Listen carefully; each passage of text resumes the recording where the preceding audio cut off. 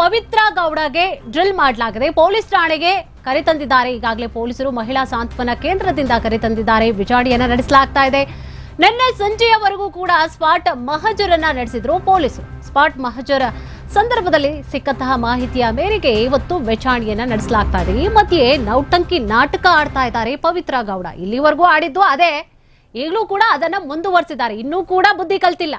ಇಲ್ಲಿವರೆಗೂ ಕೂಡ ಅದೇ ಆಟ, ಈಗ ಇನ್ನೊಂಥರ ಆಟ ಮಾಡೋದೆಲ್ಲ ಮಾಡ್ಬಿಟ್ಟು ಈಗ ಪವಿತ್ರ ಗೌಡ ನೌಟಂಕಿ ಆಟ ಆಡ್ತಾ ಇದ್ದಾರೆ.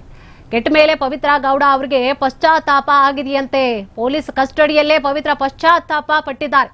ರೇಣುಕಾಸ್ವಾಮಿ ಮೆಸೇಜ್ ವಿಚಾರ ದರ್ಶನ್ಗೆ ಹೇಳಲೇಬಾರ್ದಾಗಿತ್ತು. ದರ್ಶನ್ ಅವರಿಗೆ ಗೊತ್ತಾಗದೆ ಇದ್ದಿದ್ರೆ ಚೆನ್ನಾಗಿರ್ತಾ ಇತ್ತು. ನಾನೇ ದೂರು ನೀಡಿ ಸರಿಪಡಿಸ್ಕೊಳ್ಬೇಕಾಗಿತ್ತು. ದರ್ಶನ್ ಅವರಿಗೆ ವಿಚಾರ ಗೊತ್ತಾಗಿ ಇಷ್ಟೆಲ್ಲ ಅನಾಹುತ ಆಗೋಯ್ತು ಅಂತ ಹೇಳಿ ನೌಟಂಕಿ ಆಟ ಆಡ್ತಾ ಇದ್ದಾರೆ ಪವಿತ್ರ ಗೌಡ.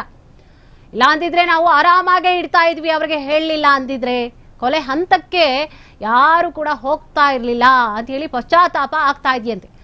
ಆರೋಪಿಗಳಾಗಿ ಜೈಲು ಸೇರಿರುವಂತಹ ಸ್ಥಿತಿ ಬರ್ತಾ ಇರಲಿಲ್ಲ ಇವತ್ತು ನಮಗೆ ಅಂತ ಹೇಳಿ ಪಶ್ಚಾತ್ತಾಪ ಕಾಡ್ತಾ ಇದೆಯಂತೆ.